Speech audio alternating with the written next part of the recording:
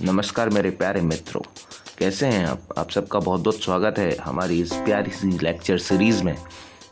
आज की ये जो वीडियो सीरीज़ है, आज की जो लेक्चर सीरीज़ है, ये बहुत ही ज़्यादा इम्पोर्टेंट होने वाली है। तो सबसे पहले तो आप ये देखिए इंडिया का मैप।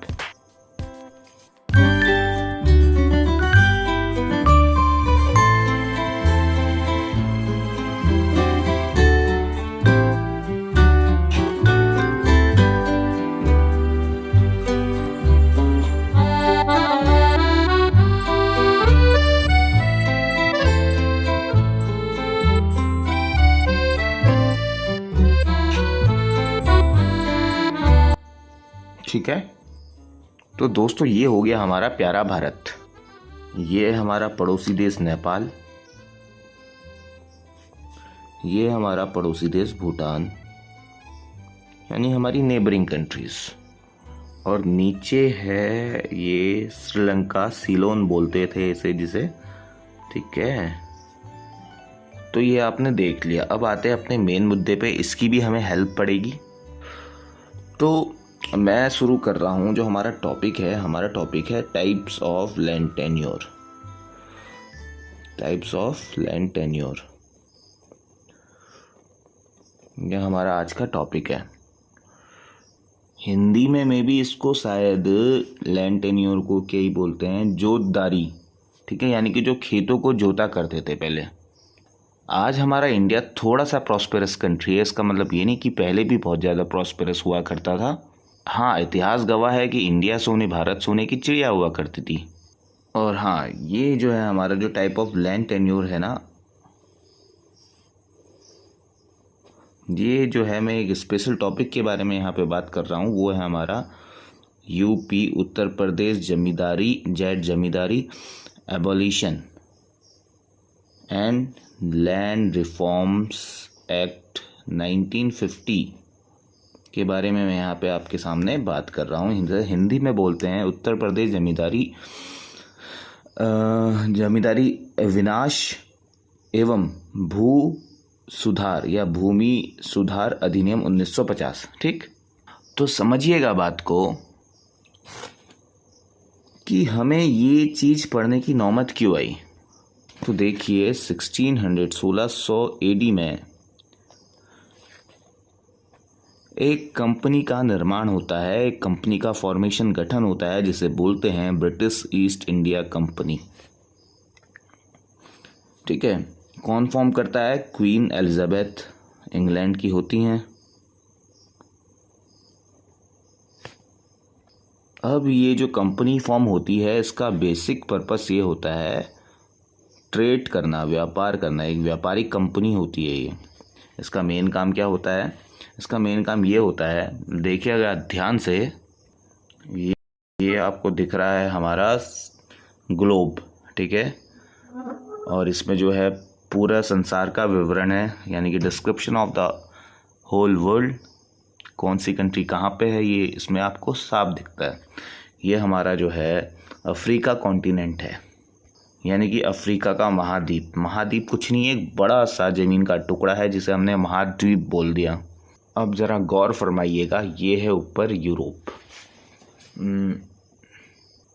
ठीक है, आपको मैं आशा कर रहा हूँ कि आपको दिख रहा होगा। यहाँ पर है यूनाइटेड किंगडम, लंदन। यहीं पर रहती थी एक रानी जिसका नाम था एलिजाबेथ। अभी जहाँ रहती थी, इसकी लोकेशन देखना है, ये जो है चारों तरफ से समुद्र से घिरा हुआ था, ठीक है, surrounded by ocean and seas. और एक चीज़ और गौर फरमाइएगा, इसकी जो दूरी देखिएगा यहाँ से, ठीक है, यहाँ से देखिएगा, ये क्या चीज़ है? ये है हमारा नॉर्थ पोल, ठीक है। नॉर्थ पोल में यानी कि बहुत ज़्यादा ठंडा होता है, ठीक है। नॉर्थ पोल से इसकी दूरी कुछ ज़्यादा दूर नहीं है, ठीक। तो यहाँ पे भी बहुत ज़्यादा ठंडा होता है। तो इनको कहीं से पता लगा कि भारत नाम का कोई एक ऐसा देश है जहाँ पे बहुत अच्छी खेती होती है, ठीक है। अब देखिए, मैं आपको थोड़ा सा यहाँ पे समझाने की कोशिश करता हूँ। ये हमारा ग्लोब, हमारी एक जो है इमेजनरी लाइन हमने यहाँ से ड्रॉ की है, जिसको हम इक्वेटर बोलते हैं, भूमध्य रेखा बोलते हैं। ऊपर हमने एक और लाइन यहाँ पे ड्रॉ करी है इस ग्लोब को पढ़ने के लिए। इसको हम बोलते हैं ट्रॉपिक ऑफ कैंसर यानी कि कर्क रेखा। एक और लाइन यहाँ पे हमने नीचे ड्रॉ की है, ठीक है, इसको हमने बोल दिया मकर रेखा यानी कि ट्रॉपिक ऑफ कैप्रिकॉर्न। अब जो हमारा जो इंग्लैंड जो हम बात कर रहे हैं यूनाइटेड किंगडम, वो यहाँ कहीं बसा हुआ है, नॉर्थ पोल के काफ़ी करीब, ट्रॉपिक ऑफ कैंसर से भी ऊपर। यहाँ पे होता है ठंडा। हमारा जो इंडिया है, ठीक है, हमारा जो इंडिया है वो यहाँ कहीं पे बसा है, ट्रॉपिक ऑफ कैप्रिकॉर्न के बीचों बीच से मध्य प्रदेश से होके वो रेखा गुजरती है, tropic of cancer, TOC, tropic of cancer यानी कि कर्क रेखा। ये हमारा इंडिया है। अब इनको कहीं से पता लगता है कि इंडिया और इंडिया के आसपास के देशों में बहुत अच्छी से खेती वगैरह होती है। वहाँ पे जो है मिर्च मसाले, स्पाइसेस वगैरह, काली मिर्च वगैरह ये सब होते हैं। अब यहाँ पर तो होते नहीं हैं, इनके पर्टिकुलर कंट्री में, इनके देश में होते नहीं हैं। अब यहाँ की जितनी भी अगल बगल की कंट्रीज़ हैं ये डायरेक्टली डिपेंडेंट होती है ऐसी सारी कंट्रीज़ में जहाँ पे बहुत अच्छी मात्रा में खेती होती है। और आपने ये भी सुना होगा कि India is a agriculture country, ठीक है। पेन काम नहीं कर रही है, बट मैंने लिखा है कि एग्रीकल्चर कंट्री। तो सीधा आप समझिएगा कि ये लोग जो है किस पे डिपेंड हुआ करते थे, ये जो है ऐसी सारी कंट्रीज़ पे डिपेंड हुआ करते थे जहाँ पे बहुत अच्छी एग्रीकल्चर हुआ करती थी। तो ये जो है अपनी कंपनी फॉर्म करते हैं BEIC यानी कि ब्रिटिश ईस्ट इंडिया कंपनी। अब ये कुछ व्यापारियों को पकड़ते हैं, मर्चेंट्स को पकड़ते हैं, ठीक है, उनको समुद्री रास्ते से, उस समय हमारे पास प्लेन्स वगैरह हुआ तो करते नहीं थे, चार्टर प्लेन्स तो हुआ नहीं करते थे कि उड़ के चले जाओ। तो ये जो है फ्रॉम द समुद्री मार्ग, ठीक है, ये इंडिया पहुंच जाते हैं, ये इंडिया पहुंच जाते हैं। इंडिया में धीरे धीरे ये सेटल होना शुरू कर देते हैं। सबसे पहले ये सेटल होते हैं इधर नीचे मद्रास में, ठीक है। उसके बाद ये बॉम्बे में चले जाते हैं। यहाँ पे देखना इनकी जो लोकेशन है ना, ये बिल्कुल समुद्र के आसपास ही है, कोस्टल एरियाज़ के पास पे। तीसरा ये अपना सेटलमेंट बनाते हैं इस वाली पर्टिकुलर एरिया में,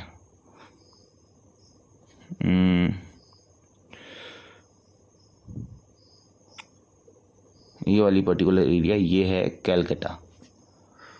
बहुत छोटी सी जगह में होते हैं शुरुआती दिन में, ठीक है। तो इतना जो है आप समझ गए हो कि अंग्रेज भारत में आ चुके हैं, यानी कि bloody britishers came into our country. अब धीरे धीरे समय बीतता है, ठीक है। 1600 में आए होते हैं, 1600 AD में, और धीरे धीरे इनके सेटलमेंट बहुत बड़े बड़े हो जाते हैं। और जो है ये बंगाल में, इधर बिहार वाले इसमें पूरे में अपना कब्जा जमा लेते हैं, ठीक है। इतना आप समझ गए। अब मैं आपको बताता हूँ कि इधर पे हमारा जम्मू एंड कश्मीर है, यहाँ पे हमारा उत्तराखंड है, ठीक है, यहाँ पे हमारा यूपी है, यहाँ पे हमारा बिहार है, ठीक है। और यहाँ से जो है सटा हुआ हमारा लगता है वेस्ट बंगाल शुरू हो जाता है। इधर नीचे उड़ीसा है, यहाँ पे बांग्लादेश है, ठीक है। यहाँ पे अभी का प्रेजेंट का छत्तीसगढ़ है, यहाँ पे झारखंड भी है, यहाँ कहीं पे होगा। ये उड़ीसा है, छत्तीसगढ़, झारखंड, ठीक है। इस चीज़ पे आपको ज़्यादा फोकस है, आपको इतना समझना है कौन चीज़ कहाँ पे है। ये हमारा सिक्किम है, और भी तमाम तरीके की यहाँ पे जो 7 राज्य हैं भारत के, नॉर्थ ईस्ट स्टेट्स जिसे बोलते हैं, भारत के उत्तर पूर्वी राज्य। और इसी पावन धरती से, ठीक है, इसी पावन धरती से यहाँ से तिब्बत से होते हुए एक नदी आती है जिसको हम बोलते हैं ब्रह्मपुत्र। इस चीज़ को समझिएगा, ब्रह्मपुत्र जो है असम की धरती में ऐसे करके बहती है और ऐसे करके कट मार के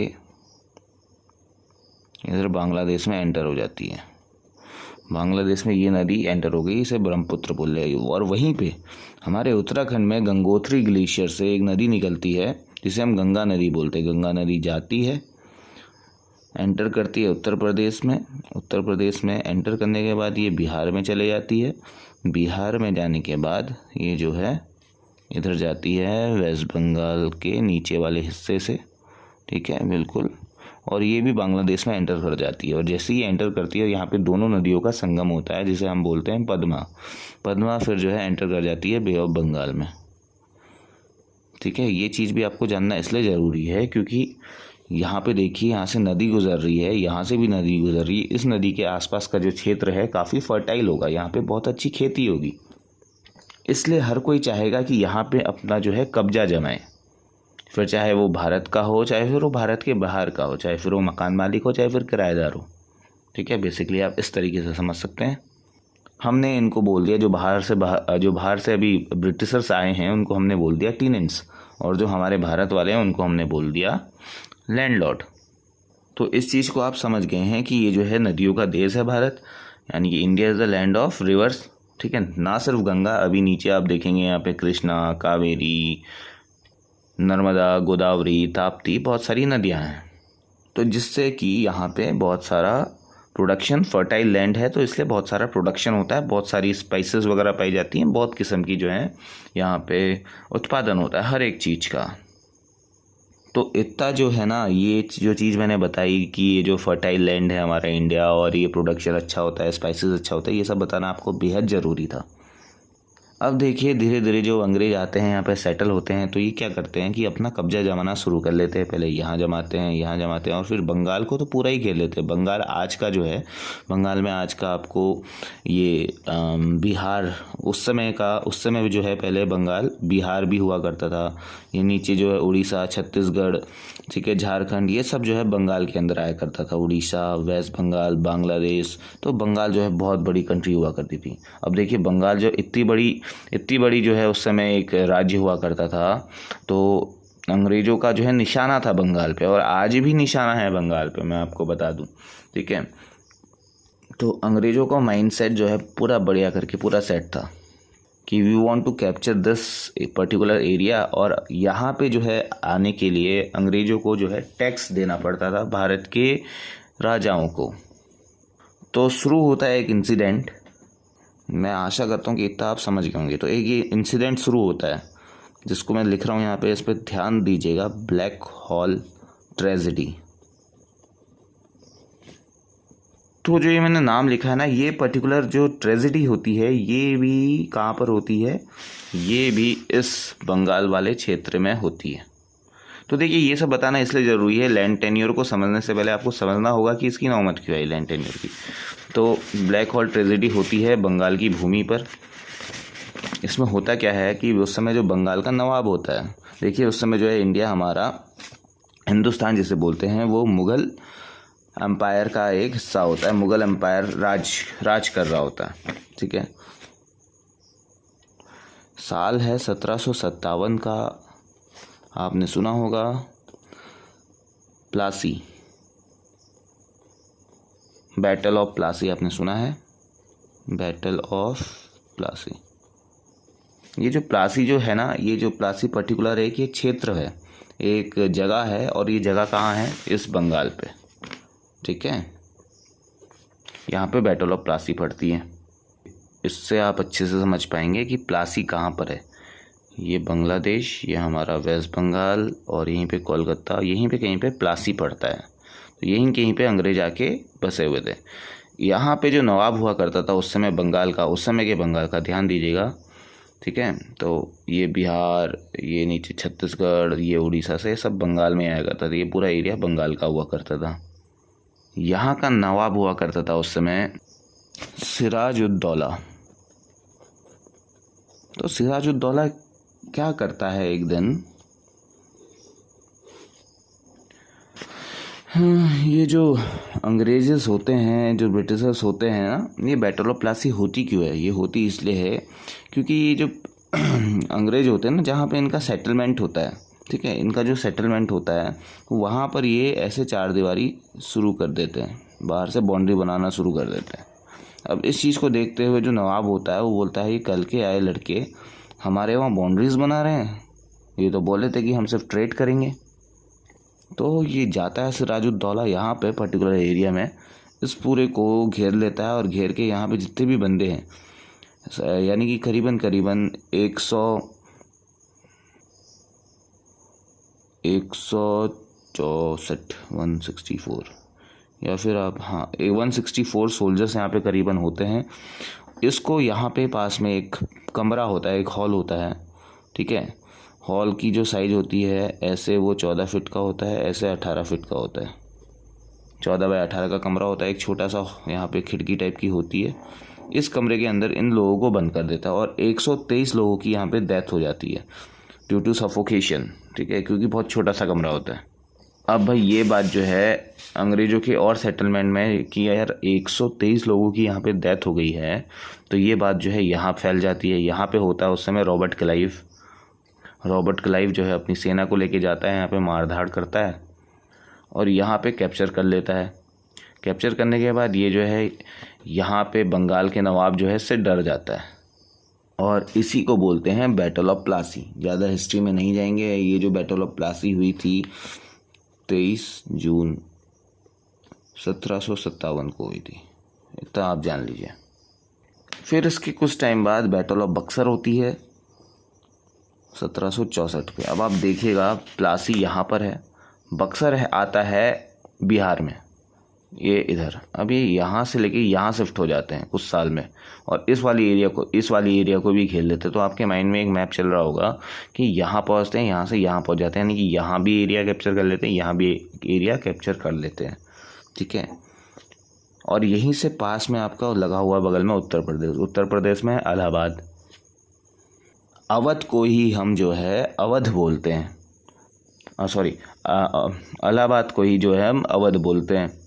तो उस समय अवध जो है नवाब हुआ करता था, नवाब ऑफ अवध। ये समझना बहुत ज़्यादा ज़रूरी है आपके लिए। शुजा-उद-दौला, ठीक है। देखिए इतनी बड़ी कंट्री है ये हमारा प्यारा भारत। यहाँ पे हमारा बंगाल, यहाँ पे हमारा अवध, ठीक है। बंगाल का नवाब हार जाता है, बंगाल का नवाब अवध के नवाब के पास जाता है, बोलता है कि अंग्रेज़ों ने मेरे संग ऐसा ऐसा कर दिया। और उस समय हिंदुस्तान का जो बादशाह होता है वो होता है शाह आलम II के कान पे भी ये खबर पहुंचती है। वो बोलते हैं बादशाह हमें मार दिया, हमारी ज़मीन हड़प ली। तो इस चीज़ को देखते हुए बंगाल का नवाब, ये अवध का नवाब, ये शाह आलम II एक कंबाइंड फोर्स बनाते हैं, ठीक है। और ये तीनों मिलके जो है एक जो बनाते हैं Shuja-ud-Daula, Shah Alam II, Nawab of Awadh जो है, नवाब ऑफ बंगाल जो है, और हिंदुस्तान का जो बादशाह है। ये बोलते हैं कि यार तुम एक काम करो, हम तुम्हारे साथ हैं। इसको बोलते हैं बंगाल के नवाब को कि तू एक काम कर ना, तू अंग्रेज़ों से एक बार और युद्ध कर, ठीक है। अब होता है बैटल ऑफ बक्सर। अब ये यहाँ से जो है मीर कासिम होता है इस समय, ठीक है। ये जो है ना सिराजुद्दौला जो मैंने बताया नवाब ऑफ बंगाल, उसी का सक्सेसर होता है मीर कासिम। तो ये जो है मीर कासिम बैटल ऑफ बक्सर लड़ता है अंग्रेज़ों से 1764 में और ये भी हार जाता है। अब ये हार जाता है और ये जो बक्सर मैंने बताया, बक्सर है यहाँ पर, कहाँ पर, ये बंगाल और ये बिहार यहाँ पर है। तो इतनी एरिया अब जो है अंग्रेज़ों के कब्जे में आ जाती है। अब हिंदुस्तान का जो बादशाह होता है वो घोर परेशानी में आ जाता है, वो बहुत ज़्यादा ट्रबल में आ जाता है कि ये क्या हो गया, ठीक है। अब जो मैंने आपको बताया कि ये तीन बंदे कौन कौन, जो नवाब होता है अवध का शुजा-उद-दौला, जो नवाब होता है बंगाल का, और जो हिंदुस्तान का बादशाह होता है शाह आलम II, ये तीनों मिलके अब क्या करते हैं, कोशिश करते हैं कि इनको जो है हम हराएंगे। तो ये जो है ना अब अवध के नवाब को बोलते हैं कि अब तुम लड़ो, तुम ज़्यादा ताकतवर हो, तुम अंग्रेज़ों से लड़ो। लेकिन ये भी हार जाता है और उसके बदले में जब हार जाता है तो एक ट्रीटी होती है जिसे बोलते हैं ट्रीटी ऑफ इलाहाबाद, ठीक है। ये होती है 1765 में। दो ट्रीटीज़ होती हैं, आप ध्यान से सुनिएगा। पहले तो जो अवध का नवाब है उसके साथ होती है, उसके बाद एक और ट्रीटी होती है ट्रीटी ऑफ इलाहाबाद II। ये इलाहाबाद फर्स्ट, ये पहली ट्रीटी, ये दूसरी ट्रीटी, ये भी 1765 में ही होती है। दिन का फ़र्क होता है, ये 16 अगस्त को होती है, ये 22 अगस्त को होती है इन द सेम ईयर। अब ये सब खेल क्यों चल रहा होता है? Battle of Buxar, battle of Plassey, मैंने आपको बताया कि जैसे हमारा जो है भारत नदियों का देश है, ठीक है, तो इस सारी ज़मीन को हड़पने के चक्कर में होता है। अब अंग्रेज जो है बहुत पावरफुल हो जाते हैं, और जो ये दूसरी वाली जो मैंने आपको ट्रीटी ऑफ इलाहाबाद बताई, ये होती है सीधा हिंदुस्तान के बादशाह के साथ, यानी कि प्राइम मिनिस्टर ऑफ इंडिया के साथ। और प्राइम मिनिस्टर ऑफ इंडिया अंग्रेजों से समझौता करते हैं कि भाई तुमको जो है हम दीवानी राइट्स दे देते हैं। दीवानी राइट्स क्या होते हैं गाइस? इंग्लिश में अगर मैं इसकी बात करूँ तो रेवेन्यू कलेक्शन, रेवेन्यू राइट्स। ये बोलते हैं कि जितना भी जो है प्रोडक्शन वगैरह होगा, सब कुछ जो रेवेन्यू वगैरह, टैक्स वगैरह जो आप लोगे, वो अंग्रेज़ों को दे देते हैं। दीवानी राइट्स अंग्रेज़ों के पास चले जाएगी, और जो एडमिनिस्ट्रेशन राइट्स हैं, फौजदारी जो मामले हैं, यानी कि कैसे रूल करना है, किसको क्या सज़ा देनी है, वो बोलते हैं आप नवाब अपने पास ही रखो, हम क्या करेंगे उसका, आप अपने हिसाब से शासन करो, ठीक है। और बदले में जो हम एक पर्टिकुलर जितना भी हम रेवेन्यू कलेक्ट करेंगे उससे एक अमाउंट दे देंगे, और वो अमाउंट होता है करीबन 53 लाख रुपए का उस समय। आप देख रहे हो 1765 में 53 लाख रुपए का अमाउंट देते हैं कि इस वाली पर्टिकुलर एरिया में जो कुछ भी एक्सपेंसेस होंगे इस 53 लाख में ही चलाना। 53 लाख क्या होता है आज की डेट में? कुछ भी नहीं। तो धीरे धीरे समय आता है। अब तो आपको ये चीज़ पता चल गई होगी कि बैटल ऑफ बक्सर के बाद पूरे यहाँ पे एरिया में, इलाहाबाद, उत्तर प्रदेश, इस पूरी एरिया में अंग्रेज़ों का आधिपत्य है, यानी कि डोमिनियन है। और इधर नीचे तो है ही है, मद्रास में भी है, बॉम्बे में भी है, गुजरात में तो पहले से सेटल्ड है, इसमें तो कोई दो राय वाली बात ही नहीं है। अब कुछ जगह यहाँ पे अंग्रेज़ों का सीधा राज्य है, और जैसे कि मैं अभी नवाब वगैरह बता रहा था, तो वैसे यहाँ जम्मू कश्मीर में भी नवाब हुआ करते थे जिनको महाराजा बोलते थे। पंजाब में भी एक महाराजा हुआ करते थे जिनको महाराजा बोलते थे, महाराजा रंजीत सिंह, इनको हम बोलते थे। जहाँ पे महाराजा हुआ करते थे वो अभी अंग्रेज़ों के अधीन नहीं थे, ठीक है, तो वो हुआ करते थे प्रिंसली स्टेट्स, ठीक है। यहाँ पे भी एक जूनागढ़ है, यहाँ पे भी एक प्रिंसली स्टेट हुआ करता था। हैदराबाद वाला जो पर्टिकुलर एरिया है यहाँ पे भी प्रिंसली स्टेट हुआ करता था। ये सब राजाओं के अंदर होते थे, जिनको हमने जाना जमींदार नाम से। बाद में ये कहलाए जमींदार, ठीक है। ये कब कहलाए जमींदार? ये कहलाए जमींदार जब पूरी इंडिया में ब्रिटिशर्स का रूल हो गया था। अभी से बंगाल में आपने देखा, इधर उत्तर प्रदेश में आपने देखा, एक समय ऐसा आया कि जो है 1857, हाँ 1857 के रिवॉल्ट के बाद डायरेक्ट जो है इंडिया में कंपनी का रूल हो गया, यानी कि क्राउन का रूल हो गया। तो अब ये जो सारी की सारी जो लैंड है ये आ गई ब्रिटिशर्स के कंट्रोल में। देखा आपने कहाँ क्या से क्या हो गया। अब राजाओं को जो है एक अलाउंसेस दिया जाने लगा कि आप राजा रहो, ठीक है, आपका सपोर्ट हमें चाहिए होगा क्योंकि आप यहाँ के लोकल बंदे हो, आपको हर कोई जानता है, ठीक है, रेवेन्यू वगैरह हम लेंगे। तो उस समय ऐसे जितने भी राजा हुआ करते थे उन्हीं को हम जमींदार बोल देते हैं। सीधा आप समझ गए होंगे। अब वापस आते हैं हम टाइप ऑफ लैंड टेन्योर में। तो ये जो जमींदार बोलते थे इन्हीं को बोलते थे, और यही बोलते जो लैंड टेन्योर है, टाइप ऑफ लैंड टेन्योर। कितने टाइप के लैंड टेन्योर हुआ करते थे पहले? बहुत टाइप के लैंड टेन्योर हुआ करते थे। मैं आपको बता दूं, इस चीज़ को आप समझ गए होंगे ना। लैंड टेन्योर कौन? जो भूमि को रखते थे। और भूमि को कौन रखते थे? जब अंग्रेजों का शासन आ गया, यही जो राजा वगैरह हुआ करते थे, ये जमींदार कहला गए, ठीक है। अब राजा इनको नाम मात्र के राजा हो गए, यही जमींदार हो गए, यानी कि ज़मीन के मालिक। तो ब्रिटिशर्स का कहना ये था कि तुम जो है इस पर रूल करो, इस पर जो है एक काम करो, इसमें जो भी प्रोडक्शन वगैरह होगा उसका रेवेन्यू हम कलेक्ट करेंगे। तो आप आज भी देखते होंगे एक रेवेन्यू बोर्ड करके एक बोर्ड है जिसका काम यही होता है, लगान लेना, यानी कि टैक्स लेना इन सारी पर्टिकुलर लैंड से। अब हम स्पेशली अगर बात करें आज के उत्तर प्रदेश की, तो ये देखिए, ये हमारा जो है, इसमें ध्यान से देखिएगा, ये हमारा उत्तर प्रदेश, ठीक है, इतना बड़ा उत्तर प्रदेश, बहुत बड़ा है। तो उत्तर प्रदेश में जो है पहले ज़मींदार हुआ करते थे, और ज़मींदारों को एबॉलिश करने के लिए जैसे ही हमारा देश आज़ाद होता है, देश आज़ाद होने के बाद हर स्टेट को अपनी अपनी पावर दे दी जाती है, यानी कि लैंड से रिलेटेड मैटर्स जो हैं वो कौन बनाएगी? वो स्टेट गवर्नमेंट बना सकती है। तो स्टेट गवर्नमेंट ने एक लॉ बनाया जिसको हमने बोला Uttar Pradesh zamindari abolition and land reform act 1950, चार टाइप के इसमें भूमिदर बताए, चार टाइप के लैंड टेन्योर्स बताए। पहला था भूमिदर, दूसरा था सिरदर, तीसरा था असामी और चौथा था, और एक हुआ करते थे आदिवासी। ठीक है, तो ये चार टाइप के टेन्योर होल्डर बचे कब?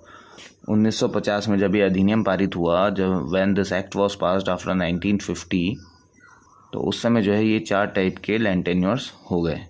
अब इनसे भी पहले जो है ना करीबन 14 टाइप के 14 टाइप्स के लैंड टेन्योर हुआ करते थे, और वो ये हुआ करते थे: fix rate tenant, rent free grantee, grantee at a favourable rate of rent, grove holder, occupancy tenant, hereditary tenant, ex proprietary tenant, tenant holding on special terms in our non occupancy tenant of the states, sub tenant, tenants mortgagee, non occupancy tenant of grove land, गुजारदार।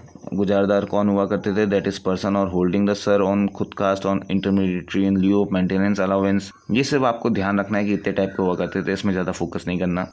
और जो 14 type का जो tenant हुआ करता था वो हुआ tenant of सरलैंड।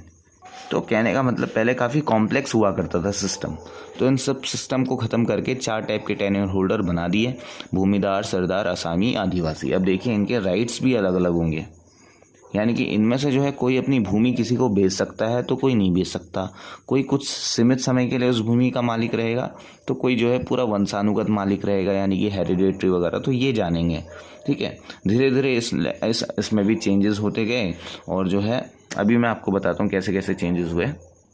सो ये चार टाइप के टेन्योर होल्डर थे 1950 में, जैसे ये एक्ट पारित हुआ। भूमिदार सबसे सुपीरियर थे, ठीक है, देवर द सुपीरियर टेनेंट्स, आप ऐसा लिख सकते हैं। एंड असामी जो हुआ करते थे वो सबसे इंफीरियर टेनेंट हुआ करते थे, सबसे लो दर्जे के। 1950 में ये चार टाइप के थे।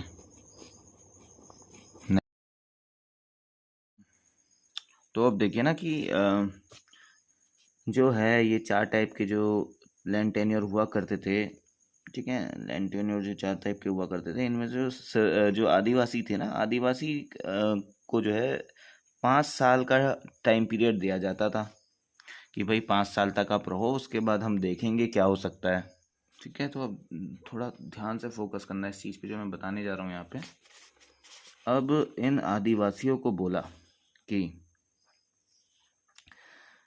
आप 5 साल तो हो गए हैं, ठीक है, तो 1954 के आसपास गवर्नमेंट को लगा कि यार ये भी बेचारे हमारी ज़मीन में रहने वाले हैं, हम इनके राइट्स क्या छीनें, तो इनको हम क्या करते हैं, इनको हम सरदार की कैटेगरी में बदल देते हैं। तो अब जो आदिवासी थे वो सरदार की कैटेगरी में बदल गए, ठीक है, क्योंकि ये जो है काफ़ी अच्छे से रह रहे थे, काफ़ी अच्छे से खेती वगैरह कर रहे थे, काफ़ी अच्छे से प्रोडक्शन हो रहा था, ये मन लगा के जो है काम करते थे, मन लगा के मेहनत करते थे ज़मीन पे। तो इनको बोल दिया चलो हम तुम्हें हटाओ, आदिवासी वासी छोड़ो, हम तुम्हें सरदारी बना देते हैं, सिरधर। ठीक है, तो अब 1954 में जैसे अमेंडमेंट एक्ट पारित हुआ, एक नया इसमें संशोधन हुआ यूपी एबोल्यूशन, जमींदार एबोल्यूशन एक्ट में, ठीक है, 30 अक्टूबर 1954 को अब सिर्फ 3 कैटेगरी रह गई: भूमिदार, सिरदर और असामी, क्योंकि आदिवासी तो चेंज हो गया सिरदर में। फिर एक UP land reform act, land reform amendment act आता है 1958 में, जिसके तहत सेक्शन 133A जोड़ा जाता है। इसमें जो है ना भूमिदर, सिरदर और असामी तो पहले से ही थे, एक चौथी टाइप की कैटेगरी आ जाती है जिसको हम बोलते हैं गवर्नमेंट लीजी। अब ये गवर्नमेंट लीजी समझाने के लिए फिर से मुझे मैप में जाना पड़ेगा, तो आपको मुझे बताना पड़ेगा कि जब हमारा इंडिया का पार्टीशन हुआ 1947 में, तो पाकिस्तान में रह रहे लोग और पाकिस्तान और ये इंडिया, पाकिस्तान में रह रहे हिंदू लोग को आना पड़ा, क्योंकि बोला गया था कि पाकिस्तान इस्लामिक कंट्री होगा, यहाँ पे इस्लामिक रूल से लेंगे। तो यहाँ पे जो है जितने भी हिंदूज थे वो इंडिया आ गए। और वैसे यहाँ पे जो बांग्लादेश का पार्टीशन हो, जब ये यहाँ पे जो बांग्लादेश था, बांग्लादेश का पार्टीशन किया गया, ठीक है, ईस्ट पाकिस्तान, ठीक है, और वेस्ट पाकिस्तान। ठीक है, जब पार्टीशन हुआ था ईस्ट पाकिस्तान और वेस्ट पाकिस्तान, ईस्ट पाकिस्तान कौन सा हुआ, ये वाला बांग्लादेश, और वेस्ट पाकिस्तान कौन सा हुआ, हिंदुस्तान का वाला पोर्शन, ये जो पाकिस्तान बना, ये था पूरा हिंदुस्तानी, ये पूरा का पूरा हिंदुस्तानी था। जब पार्टीशन हुआ 1947 में, तो बोला गया कि इस पर्टिकुलर एरिया को बोला जाएगा वेस्ट पाकिस्तान, इस पर्टिकुलर एरिया जो आज की बांग्लादेश है इसको बोला जाएगा ईस्ट पाकिस्तान। तो यहाँ पे रह रहे हिंदू लोग जो है इंडिया में आ जाते हैं, यहाँ पे बांग्लादेश, ये जो आज की जो बांग्लादेश है यहाँ पे भी रह रहे हिंदू लोग जो है इंडिया में आ जाते हैं। और कहाँ पे आएंगे, जो बिल्कुल वेस्ट बंगाल है, जो बिल्कुल उससे लगा हुआ एरिया है, इसमें आप देख सकते हैं ये वाला जो पर्टिकुलर एरिया है, ये पहले पूरा हिंदुस्तान हुआ करता था, हिंदुस्तान का मैप है। पाकिस्तान पार्टीशन के बाद यहाँ पे हिंदूज आ गए, और बांग्लादेश से भी जो है हिंदूज आ गए। ठीक है, कहाँ पे आएंगे, वेस्ट बंगाल वाली एरिया में, जाहिर से जो बॉर्डर एरिया है उसी में आएंगे। तो बहुत सारे लोग यहाँ पे शरणार्थी इनको बोल सकते हैं। अब ये जो आए यहाँ पे, इनके पास ज़मीन तो है नहीं, एकदम से आए, ठीक है, तो अब गवर्नमेंट ने इनकी रहने की व्यवस्था तो करनी थी ना, तो इसीलिए जो है इनको बोला गया गवर्नमेंट लीजिए कि चलो तुम भी कहीं कहीं पे रहो और तुम्हें हम ज़मीन अलॉट कर देते हैं, और उस तुम्हें बोला जाएगा तुम्हें बोला जाएगा गवर्नमेंट लीजी। ठीक है, इस चीज़ को आप समझ गए। तो ये गवर्नमेंट लीजी आ गए 1958 में। अब इनके पास भी ज़मीन हो गई रहने के लिए, हाँ सिर्फ। तो गाइज ये वाला कॉन्सेप्ट आप समझ गए होंगे, ये जो गवर्नमेंट लीजी कहाँ से आए, क्योंकि इनके पास रहने के लिए ज़मीन नहीं थी। और होगी कैसे, क्योंकि ये थे तो कहीं और कहीं अपनी जो है अपना घर छोड़ के आ गए, कहीं बाहर रह रहे हैं। ठीक है, बांग्लादेश वाले पर्टिकुलर एरिया में रह रहे थे, और पाकिस्तान वाले पर्टिकुलर एरिया में रहते, इन्हीं को बोला गया गवर्नमेंट लीजी। ठीक है, 1958 तक आप समझ गए हैं कि यहाँ पे जो है गवर्नमेंट लीजी की एंट्री हो चुकी है। अब ये वाला कॉन्सेप्ट सामने आता है कि सिरदर वाला। ठीक है, सिरदरों को बोला जाता है कि आप एक काम करो, ईयर होता है 19, यहाँ पे लिख देता हूँ मैं 1975 का, 16/7/1975, 1975 का ये साल है।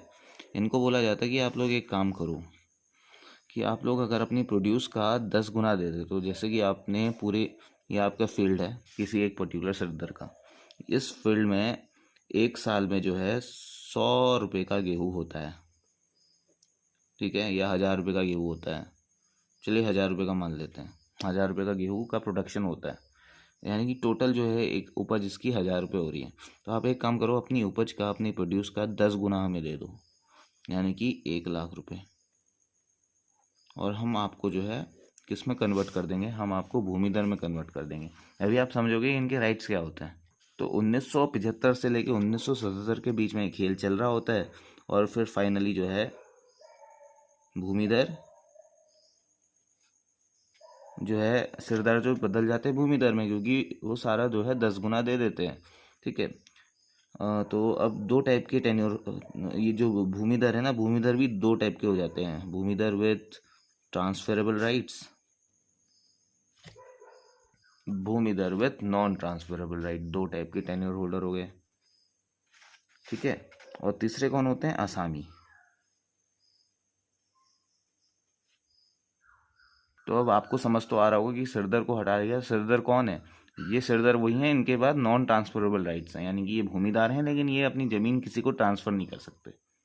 ठीक है गाइस, तो 3 टाइप के मेन जो हो गए ना लैंड टेन्योर्स हो गए। चौथा जो है गवर्नमेंट लीजी, वो तो जो है गवर्नमेंट के शरण के ऊपर है। ठीक है, तो मेन जो है 3 हो गए। आपको अब समझ में आ गया ना कितने टाइप के टेन्योर होल्डर हैं, 4 टाइप के हैं बेसिकली, गवर्नमेंट लीजी भी हैं। ठीक है, लेकिन जो है मेन है भूमिदारी विद ट्रांसफरेबल राइट्स, भूमिदारी विद नॉन ट्रांसफरेबल राइट्स, और आसामी। अब समझते हैं एक एक करके कि भूमिदारी विद ट्रांसफरेबल राइट्स क्या होते हैं, इनके इंटरेस्ट देखेंगे। ठीक है, ये जो है highest type of tenure holder होते हैं, इनके जो इंटरेस्ट होंगे वो परमानेंट होंगे, परमानेंट हैं, हेरिटेबल हैं, और ट्रांसफरेबल है। कहने का मतलब ये है कि इनको कोई अपनी ज़मीन से नहीं निकाल सकता किसी भी हालत में। हेरिटेबल है, यानी कि अगर किसी की डेथ होती है, किसी के नाम पे ज़मीन है, तो उसका जो सक्सेसर है उसके नाम पे वो ज़मीन चढ़ जाएगी। हेरिटेबल है, उसके वंशानुगत ये ज़मीन, इनको जो है इंटरेस्ट मिला हुआ है। ट्रांसफरेबल है, ये अपनी ज़मीन किसी को ट्रांसफ़र भी कर सकते हैं। इनको पीजेंट प्रोप्राइटर भी बुलाया जाएगा, या कह सकते हैं पीजेंट प्रोप्राइटर। अब देखिए ना, अगर आप सेक्शन 130 देखेंगे यूपी ZLR की, तो इसमें आपको 4 टाइप के भूमिदर दिखेंगे। 4 टाइप के भूमिदर, वो भी विद ट्रांसफरेबल राइट्स। ठीक है, ये इनकी कैटेगरी को जो है डिफाइन कर दिया गया, 4 टाइप के होंगे। पहले वो, ठीक है, एवरी पर्सन हु बिकेम भूमिदार on abolition of zamindari. Abolition of zamindari यानी कि 1950 में जब एबोलिश हुई थी जमींदारी प्रथा, तो वो सारे पर्सन जो भूमिदर बने थे, पहली कैटेगरी तो वो हो गई भूमिदर विद ट्रांसफरेबल राइट्स की। दूसरी कैटेगरी देखिएगा, एवरी पर्सन हु बिकेम सिरदर on abolition of zamindari and by depositing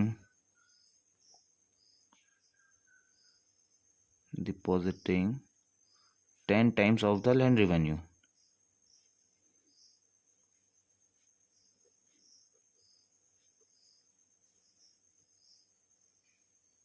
ठीक है, यानी कि वो सारे सिरदार जिन्होंने अपने प्रोड्यूस का 10 गुना दे दिया था, वो भी सारे भूमिदर कैटेगरी में आ गए और वो भी ट्रांसफरेबल राइट की कैटेगरी में आ गए, सिर्फ ठीक 1950 के बाद।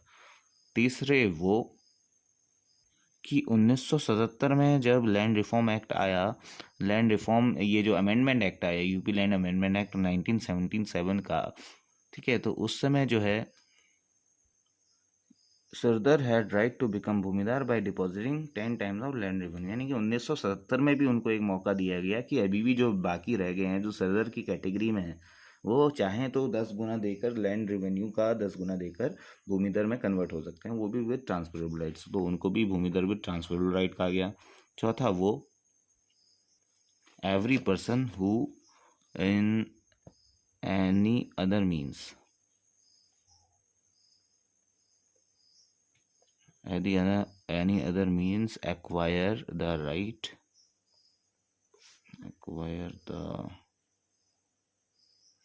of भूमिदार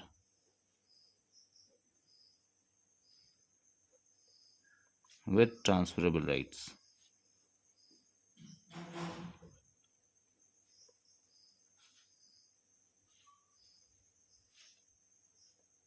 यानी कि एनी अदर में आ जाएगा कि वो सारे, मान लीजिए किसी ने जो है सेल के थ्रू, कोई अगर मान लीजिए भूमिदर विद ट्रांसफरेबल राइट है और वो सरदार, ठीक है, या कोई भी पर्सन, कोई भी, चाहे वो सरदार हो, आसामी हो, कोई भी, उस पर अच्छा खासा पैसा आ रहा हो, बहुत अच्छा इनकम कर रहा हो, तो उसने ज़मीन खरीद ली उनसे सेल के थ्रू, या किसी ने गिफ्ट कर दी, किसी भूमिदार ने अपने किसी आसामी को या फिर अपने किसी ऐसे फेवरेबल बंदे को जिन्हें उन्हें अच्छा लगा, तो उनको गिफ्ट कर दी, या फिर ऐसे पर्सन भी जिन्होंने ट्रेस पास कर लिया। तो ये सारे के सारे कहलाने लगे भूमिदार विद ट्रांसफरेबल राइट्स, ये पहली वाली कैटेगरी के।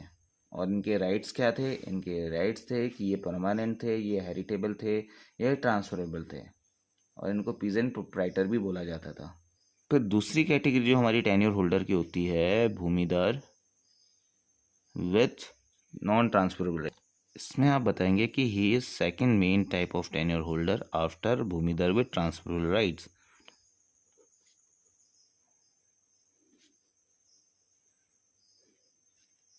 अब जैसे नाम से ही आप सजेस्ट कर सकते हैं, इनके पास बाकी तो राइट होंगे, ये परमानेंट होंगे, इनको कोई नहीं निकाल सकता, ये हेरिटेबल भी होंगे, अगर किसी की डेथ हो जाती है तो उसके बच्चे के नाम पे वो ज़मीन हो जाएगी, ठीक है, उसके बच्चे के पास चले जाएगी, हेरिटेबल।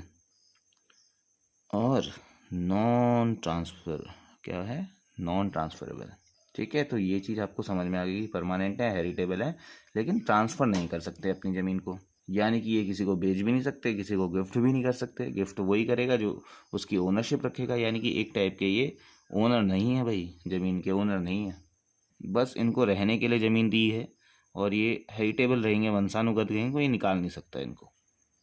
देखिए कैसे ना कि गवर्नमेंट अलग अलग योजना निकालती है, यूपी जैसे कि गवर्नमेंट ने एक उत्तर प्रदेश की गवर्नमेंट ने यूपी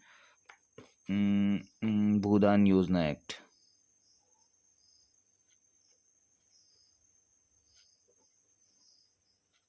1952 में निकाली थी।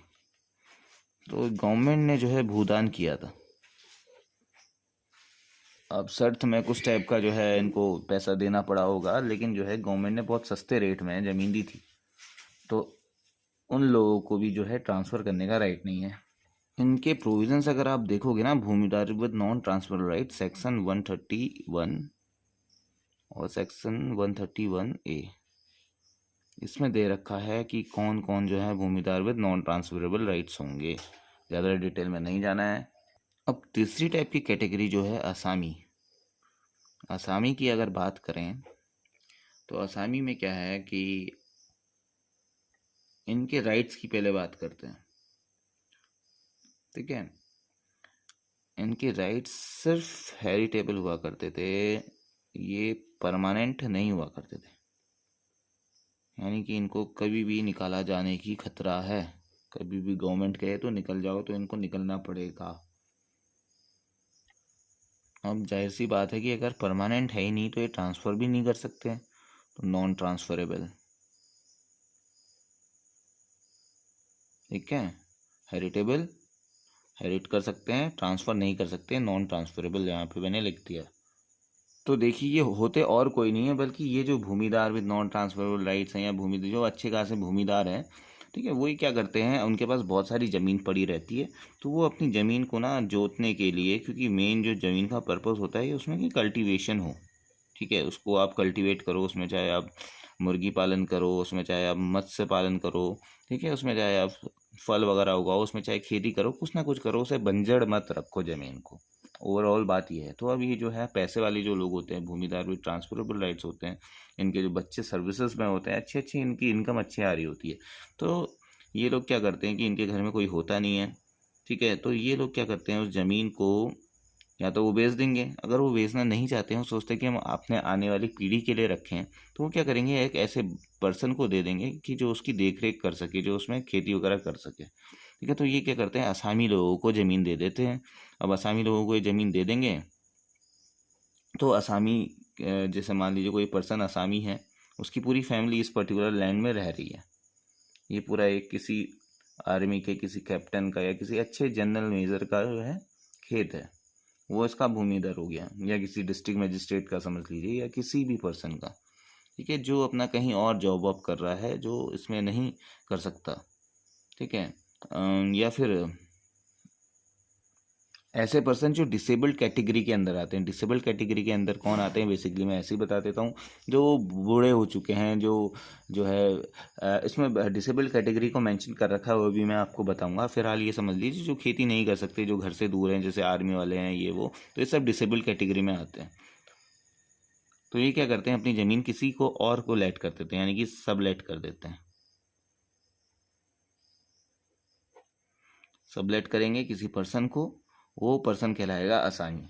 ठीक है, यानी कि ओवरऑल जब कभी भी भूमिदार अपनी ज़मीन लीज पे दे देंगे, ठीक है, तो जिसको लीज पे देंगे वही पर्सन कहलाए जाएंगे असामी। ठीक है, तो लिखा रहता है बहुत सारी जगहों पे कि land for lease, plot for lease. इसका मतलब ये है कि वो किसी भूमिदार का लैंड है और वो अपनी लैंड को जो है देना चाहता है लीज पर, और पर्पस उसका कुछ भी हो सकता है, कि उसका पर्पस है क्या पता, वो कहीं और बहुत बड़ा काम कर रहा हो और वो अपनी ज़मीन किसी को देना चाह रहा हो। ठीक है, क्या पता वो आर्मी में हो, या फिर क्या पता कहीं पे भी सर्विस में हो, क्या पता वो वृद्ध हो, ओल्ड हो। ठीक है, वो नहीं उसमें खेती कर पा रहा है, तो वो अपनी जो है ज़मीन किसी और को दे देगा, ताकि वो जो है ज़मीन का प्रोडक्शन अच्छे से हो सके। आसामी के लिए अगर आपको सेक्शन जानना है यूपी जेडएलआर का, तो सेक्शन 130 में जाइएगा, 132। ठीक है, 132 में जाइएगा, उसमें आपको मिल जाएगा आसामी के राइट्स। तो इस चीज़ से तो आप समझ गए होंगे कि आसामी को सबटेनेंट भी कहा जाता है। दे आर सबटेनेंट ऑफ भूमिदर्स। ठीक है, and they are similar to सिक्मी खस्तकार। ये आप लिख सकते हैं कहीं पे भी, आपको पता होना चाहिए इनको। सिक्मी खस्त काश्तकार, काश्तकार, सिक्मी काश्तकार। ठीक है, ठीक है मेरे प्यारे दोस्तों, तो चौथा जो टाइप का लैंड, जो चौथा टाइप का लैंड टेन्योर है, लैंड टेन्योर होल्डर है, जिसको हम गवर्नमेंट लीजी बोल रहे हैं, जो अभी रिसेंटली इंट्रोड्यूस हुए हैं। ठीक है, ये हुए हैं सेक्शन 133A में। सेक्शन 133A कब आया है, 1958 में इनको इंट्रोड्यूस किया गया था, गवर्नमेंट लीजी को। और हाँ, अगर आप जो है असामी के बारे में अगर लिखना चाहते हैं तो असामी के बारे में लिख सकते हैं कि दे कैन बी इविक्टेड, इनको निकाला जा सकता है। मैं से बोल रहा हूँ, आप लिख लीजिएगा, they can be evicted at the sweet will of landlord या लैंड होल्डर। ठीक है, he can be evicted at the sweet will of land holder और गांव सभा, but by adopting the due process of law. ठीक है, कानून के द्वारा जो प्रक्रिया निर्धारित है उसी के द्वारा इनको इविक्ट किया जा सकता है। और वो भी कब? जब लैंड होल्डर नहीं चाहेगा। लैंड होल्डर चाहेगा कि अब आप निकलो मेरी ज़मीन से, और कानूनी कार्रवाई करते हैं, आपको जाना पड़ेगा तो उनको जाना पड़ेगा, जाहिर सी बात है। ठीक है, सेक्शन 1 अब गवर्नमेंट लीजी की हम बात कर रहे हैं। सेक्शन 133A में 1958 में इनको जोड़ा गया था। ठीक है, इनको बोला गया था कि the government lessee means to whom land has been let out, land has been let out। ठीक है, land has been let out by the state government, by the state government, क्योंकि जो लैंड लॉज है ना ये तो state list में आते हैं, स्टेट इस पे कानून बना सकती है, तो स्टेट गवर्नमेंट यहाँ पे सर्वे सर्वा होती है। ठीक है, तो पहली चीज़ तो आपको ये पता होनी चाहिए कि गवर्नमेंट लीजी कौन होते हैं। गवर्नमेंट लीजी वो होते हैं जिनको लैंड लेट आउट की जाती है स्टेट गवर्नमेंट द्वारा। ठीक है, और दूसरी चीज़ ये कि ये एक टाइप की जो है लीज टाइप की होती है, क्योंकि नाम से ही पता चल रहा है लीज। तो जो भी लीज में जो टर्म्स एंड कंडीशंस होंगी, terms and conditions in lease,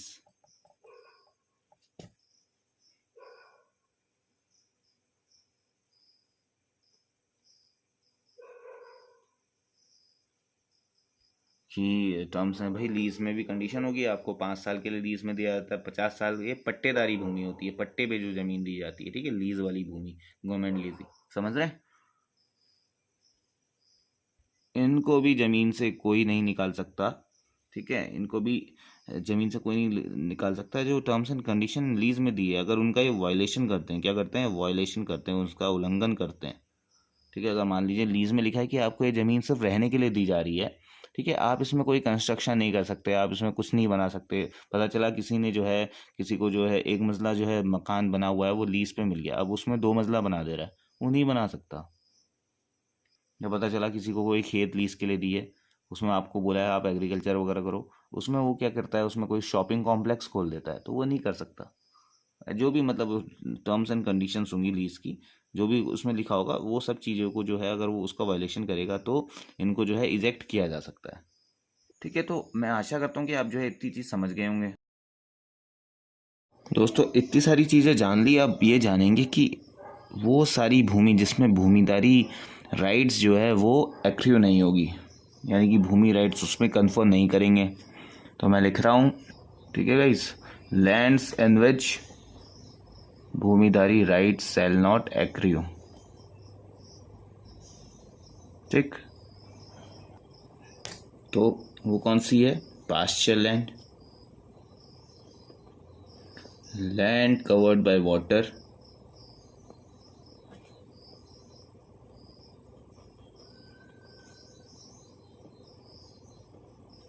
use for purpose of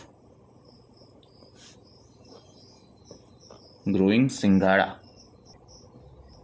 सिंघाड़ा को, जैसे अखरोट को इंग्लिश में वॉलनट बोलते हैं, तो सिंघाड़ा को वाटर चैल्म नट भी बोलते हैं। आपने देखा होगा, ब्लैक ब्लैक कलर का होता है, ऐसे अदरक टाइप का। ठीक है, उसको जो है उबाल के खाते हैं, उसको बॉईल करते हैं, बॉईल करके उसके जो है नहीं, बॉईल करके भी खा सकते हैं और वैसे कच्चा भी आप खा सकते हैं।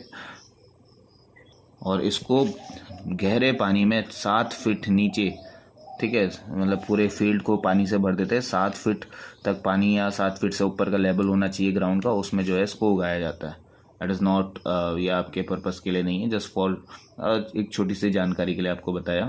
तो ये बात है कि कौन सी वाली लैंड पे भूमिदारी राइट्स कन्फर्म नहीं होंगे। पैस्चर लैंड पे भूमिदारी राइट्स कन्फर्म नहीं होंगे, या land covered by water which is use for the purpose of growing singhara, जिसको हम वाटर कैल्म नट भी बोलते हैं, उस पर्पस के लिए भी जो है भूमिदारी राइट्स कन्फर्म नहीं होंगे उस पर्टिकुलर लैंड पे। या तो उस पर्टिकुलर लैंड पे आप सिंघाड़ा ग्रो कर रहे हैं, वाटर कैलमनाट ग्रो कर रहे हैं, या फिर अदर प्रोडक्ट्स भी। जाहिर सी बात है, पानी में अदर प्रोड्यूस भी तो हो सकती है, तो ये थोड़ा यही होगा। अदर प्रोड्यूस में जैसे क्या आ सकता है, बोरो राइस आ सकता है। ठीक है, अब ये बोरो राइस क्या होता है, ये आपका होमवर्क है, आप जाके चेक कीजिए। ये सारे प्रोविजंस भी आपको सेक्शन 132 में देखने के लिए मिलेंगे। ठीक है, 132 में ये सब लिखा हुआ आप देख लीजिएगा, यूपी ZLR का। यहाँ पे जो सेकंड वाला पॉइंट है, for the purpose of growing singhara plus other produce. Other produce में क्या आ सकता है, बोरो राइस। ये आपका होमवर्क है, आप जाके चेक कीजिएगा बोरो राइस क्या होता है। तीसरा पोर्शन आपका हो जाएगा कि वो सारी लैंड जिसमें भूमिदारी राइट कंफर्म नहीं होंगी, वो होगी land in bed of river and used for casual or occasional cultivation।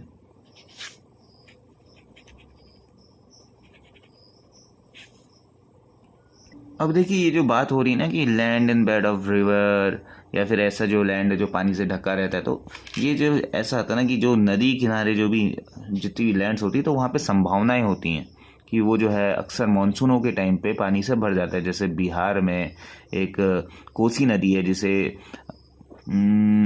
वहाँ का जो है शोक नदी भी कहा जाता है, रिवर ऑफ सौरो। ठीक है, क्योंकि मानसून के टाइम पे वहाँ पे सब पानी भर जाता है उस पर्टिकुलर एरिया पे, और वहाँ पे बहुत सारी एग्रीकल्चर वगैरह होती है, और वहाँ के लोग जो है शिफ्ट हो जाते हैं, और मानसून जैसे चला जाता है तो वापस वहाँ पे आ जाते हैं, और वहाँ पे फिर खेती वगैरह करते हैं। तो ऐसी सच लैंड को, अगर ऐसी कोई लैंड होगी, तो उसको जो है land in bed of river नहीं कहलाएंगे।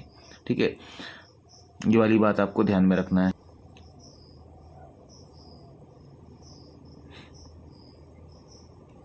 ये देखिए, ये है लैंड फॉर टोंगिया प्लांटेशन। ठीक है मेरे प्यारे दोस्तों, जो मैंने यहाँ पे लिखा हुआ है कि लैंड फॉर टोंगिया प्लांटेशन में भी भूमिदारी राइट्स आपको एक्रू नहीं की जा सकती।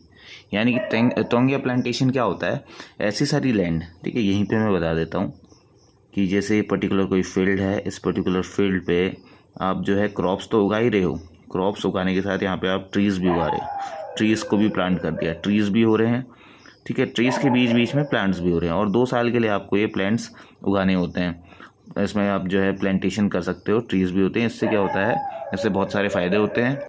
तो इसमें क्या होता है ना, बेसिकली जो वन विभाग के जो लोग होते हैं, उसके आसपास जितने भी क्षेत्र में जो लोग रह रहे होते हैं, उनको एक राइट प्रदान किया जाता है कि वो है एक साल के लिए जो है कोई प्लांट कल्टीवेट कर सकते हैं और उसका फ़ायदा उठा सकते हैं। ज़्यादा डेप्थ में नहीं जाना है, मेरा मेन मकसद यही आपको बताना है कि किस सारी लैंड में भूमिदारी राइट एक्रू नहीं हो सकते, और ऐसी लैंड जो पब्लिक यूटिलिटी के लिए हो, जो पब्लिक पर्पस के लिए बनाई गई हो। ठीक है, लैंड एक्वायर्ड और held for a public purpose. Public purpose जैसे कि क्या हो सकता है, पब्लिक पर्पस पे जैसे कि मिलिट्री,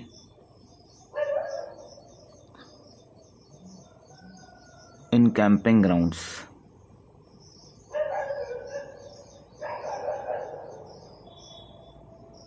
अब ये मिलिट्री इन कैंपिंग ग्राउंड्स क्या होते हैं, तो इन कैंप, जैसे नेम से ही आप समझ सकते हैं, कैंपिंग वर्ड जो यहाँ पे आ रहा है, जहाँ पे आर्मी पर्सनल्स की जो है ट्रेनिंग वगैरह होती है।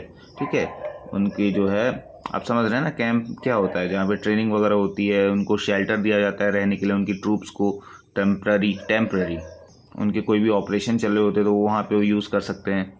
और वो कर के लिए कर रहे हैं पब्लिक पर्पस के लिए ही, क्योंकि वो जो देश की सुरक्षा करते हैं, जो ट्रेनिंग लेते हैं, वो किसकी कंट्री के लिए ही तो लेते हैं ना। ठीक है, land included with in railways और कैनाल बाउंड्रीज, फिर land situated with in limit of cantonment. तो ओवरऑल मेरा कहने का मतलब ये है कि पहले एक पॉइंट मैं आपको ये बता देता हूँ कि जो लैंड है, land which is acquired by land. ठीक है, तो ये वाली सारी लैंड जो नगर महापालिका या म्यूनसिपलिटी या टाउन एरिया कमेटी द्वारा एक्वायर की गई हो, तो उसमें भी भूमिदारी राइट कन्फर्म नहीं किए जा सकते। एक केस का मैं नाम बताता हूँ आपको, छोटे लाल। छोटे लाल वर्सेस एडिशनल कलेक्टर, हिंदी में इसे अपर कलेक्टर बोलते हैं, ठीक है। ये केस है इलाहाबाद का, इलाहाबाद हाई कोर्ट का। तो इसमें जो एपेक्स कोर्ट है, इसमें जो हाई कोर्ट ऑफ इलाहाबाद है, उसमें ना एक रिट पिटीशन दायर की गई थी। रिट पिटीशन कहाँ पे दायर की जाती है? रिट पिटीशन 226 में दायर की जाती है। और वो क्यों की जाती है? जब किसी पर्सन का कोई राइट उससे छीना जा रहा होता है, लीगल राइट, फंडामेंटल राइट, ठीक है। 226 में सारे राइट्स आ जाते हैं। और एक सुप्रीम कोर्ट में आर्टिकल 32 के तहत रिट पिटीशन फाइल होती है। उसमें किसी का अगर फंडामेंटल राइट जो है इन्फ्रिंज हो रहे हो तो वो उसमें 32 के अंदर रिट पिटीशन फाइल कर सकता है। तो बेसिकली इस केस में हुआ क्या था कि कोई जो है पर्सन, तो गाइज इस केस में होता क्या है, जो पिटिशनर है उसके पास एक ज़मीन होती है जो पानी से भरी हो ज़मीन होती है, ज़मीन का कुछ पोर्शन जो है पानी से भरा होता है। अब वो बोलता है कि ये ज़मीन मेरी है, ये इसमें मेरी भूमिदारी राइट्स है, ठीक है, मैं इसका बहुत टाइम से मालिक हूँ। बेसिकली 1 बीघा 9 बिस्वा की ये जो लैंड होती है, 1 बीघा 9 बिस्वा, ये लैंड को नापने की वो है मेजरमेंट, ठीक है। 1 बीघा 9 बिस्वा की लैंड होती है। इस पूरी लैंड में तालाब होता है, पानी से भरा होता है। चैलेंज करता है पिटिशनर कि ये लैंड मेरी है, मैं इसे यूज़ करूँगा, लेकिन इसकी जो है ये अर्जी खारिज कर दी जाती है। 1988 का मेरे ख्याल से ये जो है 1988 का ये केस है, यूपी के इलाहाबाद का। तो इसमें होता यह है कि जो है इसमें जो तालाब है इसमें बहुत सारी प्रोड्यूस हो रही होती हैं, और पिटिशनर का कहना होता है कि 49 ईयर्स से ये जो है मेरे अंडर है, और ठीक है, मैं लैंडलेस हूँ, ठीक है, ये जो है तालाब मेरा है। तो तहसीलदार जो पर्टिकुलर एरिया का होता है, जिस भी क्षेत्र का ये होता है, ठीक है, इलाहाबाद का किसी तहसील का होगा, ये उस तहसील में जो है गांव पड़ता होगा, तो वो जो है वो इसको क्लेम को इनकार कर देता है और इससे जो इसकी ज़मीन जो है वहाँ पे इसके नाम से हटा देता है। और फिर जो है आपको पता है कि जो लैंड रेवेन्यू बोर्ड होता है ना, वो जो हाईएस्ट अथॉरिटी होती है इनकी ऐसे लैंड मैटर्स को सुनने की। अगर लैंड रेवेन्यू अथॉरिटी भी जो है उसको सपोर्ट नहीं करती है, एडिशनल कलेक्टर जो है, ठीक है, छोटे लाल वर्सेस एडिशनल कलेक्टर पे ये जो है लिखता है, एडिशनल कलेक्टर जो है हाईएस्ट अथॉरिटी होती है इसकी देखने की, तो एडिशनल कलेक्टर भी रिजेक्ट कर देता है, बोलता है नहीं, ज़मीन हम तुमसे लेंगे, तुम्हारी 1 बीघा 9 बिस्वा ज़मीन जिसमें तालाब है वो आज से सरकारी ज़मीन है। ये जाता है, जो मामला जाता है इलाहाबाद पे, तो इलाहाबाद वाली जो कोर्ट होती है वो भी यही बोलती है कि आपकी रिट पिटीशन जो है डिसमिस की जाती है। तो इसका प्रोविज़न मैं आपको बता दूं, 117 सेक्शन देखिएगा UPZLR का 117, उसमें भी जो है आप देखिएगा ना, 6th वाला क्लॉज देखिएगा। 6th वाले क्लॉज में ये मेंशन है कि कोई भी टैंक है अगर किसी ज़मीन पे, कोई पॉन्ड है, कोई प्राइवेट फेरीज है, कोई वाटर चैनल्स हैं, कोई पाथवेज है, कोई भी आबादी साइट्स है, आफ्टर डेट ऑफ वेस्टिंग 1952 के बाद भी अगर वो किसी प्राइवेट पर्सन के पास रह जाती है और वो उसमें भूमिधारी राइट, उसका टाइटल जो है क्लेम करता है, लेकिन तो उसका जो है भूमिधारी राइट जो है एब्सोल्यूट नहीं होगा, वो छीना जा सकता है। सिंपल सी बात इस केस में यही कही गई है, इलाहाबाद हाई कोर्ट ने यही बोला है।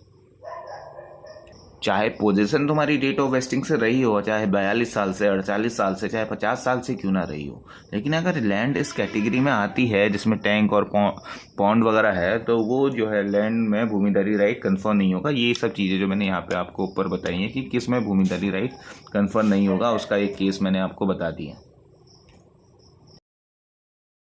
तो मेरे प्यारे मित्रों, आपको मैं आशा करता हूँ कि आपको जो है ये पूरा कॉन्सेप्ट समझ में आया होगा, ठीक है। टेन्योर होल्डर क्या होते हैं, टेन्योर होल्डर कौन कौन होते हैं, ठीक है, उनके राइट्स क्या होते हैं, फिर भी एक बार जो है आप देख लीजिएगा कि राइट्स ऑफ टेन्योर होल्डर जो ओवरऑल मैंने सारा बताया, उसका मतलब ये है कि अमॉन्ग्स द 3 टेन्योर होल्डर, जो हमारे टेन्योर होल्डर थे, bhumidhar with transferable rights is the superior most, his rights and the holding is transferable, permanent and heritable.